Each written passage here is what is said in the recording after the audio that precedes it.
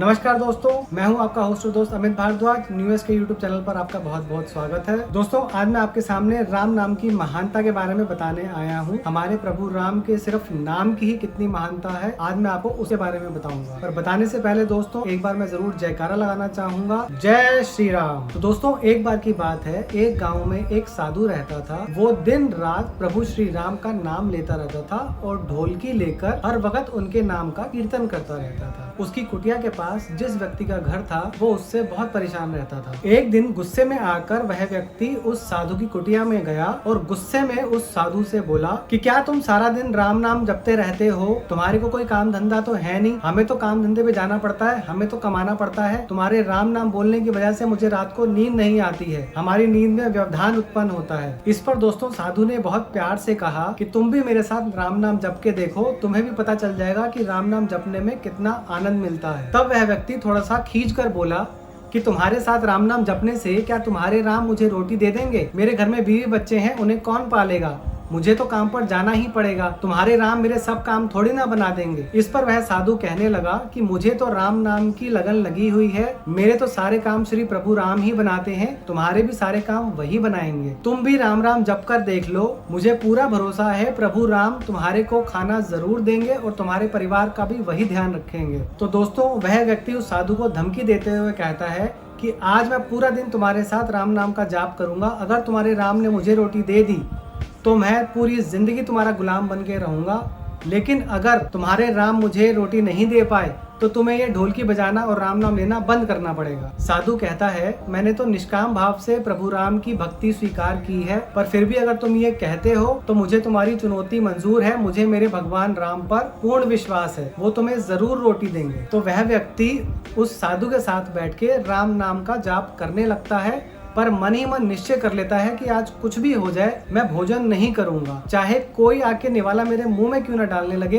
पर मैं भोजन आज करूंगा ही नहीं। करीब 1 घंटा राम नाम जपने के बाद कुछ लोग उस साधु की कुटिया में आकर उसको भोजन दे जाते हैं, पर उसने क्योंकि मन में ये ठान लिया था कि मैं आज भोजन नहीं करूंगा, तो इसलिए वो उस भोजन को हाथ भी नहीं लगाता है। और फिर वो सोचता है कि अगर मैं यहाँ पे बैठा रहा तो कोई ना कोई आकर जरूर भोजन देता रहेगा, और जब मुझे भूख लगेगी तो लालच में आकर मैं जरूर भोजन ग्रहण कर लूंगा। इसीलिए मैं अपने घर चला जाता हूँ, वहाँ जाकर मैं शांति से बैठकर राम नाम का नाम जपूंगा और अपनी पत्नी और बच्चों को भी बोल दूंगा कि आज मैं भोजन ग्रहण नहीं करूंगा। तो दोस्तों, वो अपने घर चला जाता है, अपनी पत्नी और अपने बच्चों को स्ट्रिक्ट इंस्ट्रक्शंस दे देता है कि मैं आज भोजन नहीं करूंगा, मेरा आज उपवास है और मैं आज सिर्फ राम नाम का नाम जपूंगा। पर आदतवश दोस्तों, उसकी पत्नी और उसके बच्चे बार बार उससे पूछते हैं, आपके लिए कुछ खाने के लिए ले आए, आपके लिए फल ले आए, आपके लिए कुछ मेवा ले आए। उनकी बातों से फिर से खींचकर वो घर से बाहर निकल आता है और जंगल की ओर चला जाता है। जंगल में जाकर वो सोचता है, यहाँ पे शांति है, यहाँ पे मुझे कोई डिस्टर्ब करने वाला नहीं है, अब मैं यहाँ पे शांति से बैठ के राम का नाम जपूंगा। तभी उसे सामने एक पेड़ दिखाई देता है, वो उस पेड़ पर चढ़ जाता है और वहाँ पे शांति से धुनी रमाकर बैठ जाता है और राम नाम का जाप करना शुरू कर देता है। अब प्रभु श्री राम की लीला देखिए दोस्तों।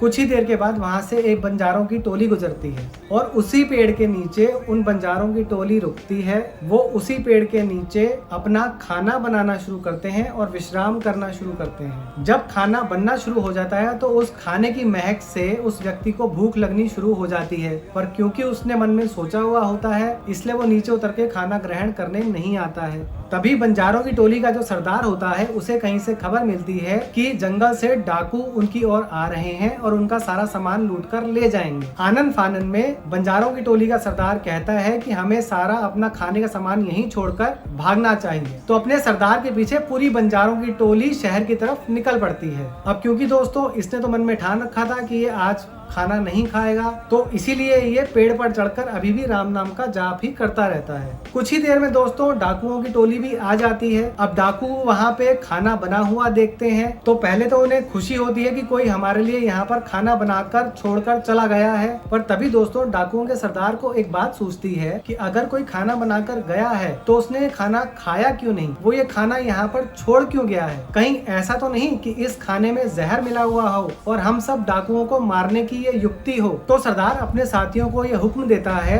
कि पूरे जंगल को छान डालो और जो भी पहला व्यक्ति मिले उसे पकड़कर मेरे पास लाओ। किसी एक डाकू की नजर उसी व्यक्ति पर पड़ जाती है। वो डाकुओं के सरदार को इशारा करके बताता है कि ऊपर पेड़ पर एक व्यक्ति बैठा हुआ है। डाकुओं का सरदार उसे आदेश देता है कि फौरन नीचे आओ। अब डाकुओं के डर के मारे वो चुपचाप नीचे आ जाता है। डाकुओं का सरदार उससे कहता है कि तुमने ये खाना बनाया है और ये खाना तुमने हमें मारने के लिए बनाया है, बताओ इसकी सच्चाई क्या है। वो डाकुओं के सरदार से लाख मिन्नतें करता है कि ये खाना मैंने नहीं बनाया है, कुछ बंजारे यहाँ पर आए थे, उन लोगों ने खाना बनाया है, आपकी खबर मिलते ही वो लोग यहाँ से भाग गए। पर डाकुओं का सरदार उनकी कोई भी बात मानने से इनकार कर देता है। अब डाकुओं का सरदार उससे कहता है कि चाहे ये खाना किसी ने भी बनाया हो, पर अब पहले तुम ये खाना खाकर हमें बताओगे कि इस खाने में जहर है या नहीं है, क्योंकि हमें लगता है ये खाना तुम्ही ने बनाया है और इस भोजन में जरूर जहर है। वो डाकुओं के सरदार से बहुत मिन्नतें करता है कि मेरा आज उपवास है, मैं आज खाना नहीं खा पाऊंगा, पर डाकुओं का सरदार उसकी एक भी मानने से मना कर देता है।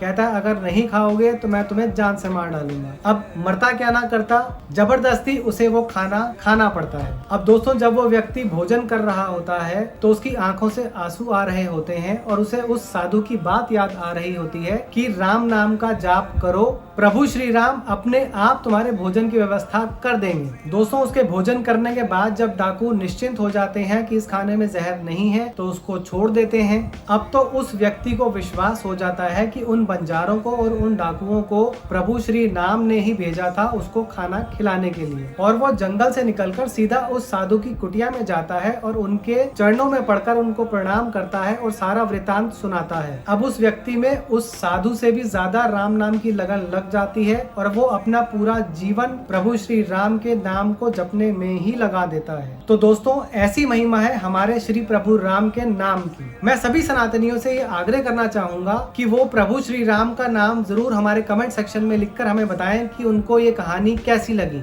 दोस्तों, ऐसी ही कहानियां जानने के लिए और सुनने के लिए हमारे चैनल को लाइक, सब्सक्राइब और शेयर करते रहिए। कल मैं फिर आपसे मिलने आऊंगा, तब तक के लिए बहुत बहुत धन्यवाद और एक बार फिर जय श्री राम।